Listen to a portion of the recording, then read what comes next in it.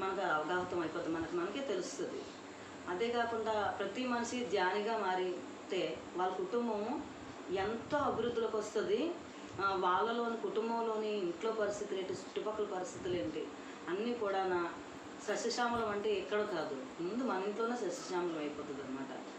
అప్పుడు మనకి మన మన మన ప్రయాణం ఇంకా చక్కగా ఏమీ అడ్డంకులు లేకుండా సాఫీగా ముందుకు సాగిపోతుంది. దానికి ప్రకృతి ఎంతో సహకరిస్తుంది అన్నమాట.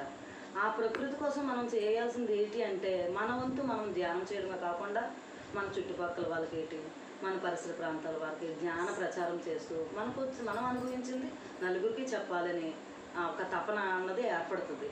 ఆ తపన వల్ల ఏమో లాభం ఉంటుంది అనుకుంటారు, ఉంటుంది, మనకుంటుంది. ఆ లాభం అన్నది ఏదో డబ్బు ప్రకారమే కాదు, ఆత్మానందం. ఈ ఆత్మానందం ఎవరు డబ్బుతో కొలిసేది కాదు. అదైతే నాకు చాలా ఎక్కువ అనమాట. ఒకరికి ధ్యానం గురించి చెప్పాను, ఒక మెసేజ్ పెట్టాను అంటే హ్యాపీ సాటిస్ఫై అవుతాను. మళ్ళీ ఒక మెసేజ్ ఒక స్టేటస్లో పెట్టాను అంటే నువ్వు ఆచరిస్తేనే పెడుతున్నావు అన్నది నీ మైండ్ నీకు మనసు హెచ్చరిస్తుంది. నువ్వు ఆచరిస్తున్నావా, పెడుతున్నావు అంటే పెడుతున్నాను అనుకుంటాం, కానీ కొన్ని ఆచరించాం, తర్వాత మళ్ళీ చెక్ చేసుకుంటాం. దీన్ని నేను అందుకే నా మనసు నాకు మళ్ళీ చెప్తుంది, సరేలే నేను దీన్ని మళ్ళీ ఇంకా బాగా దీన్ని ఆచరణలో పెట్టాలి. ఏది కూడా ధ్యానంలోని సాధన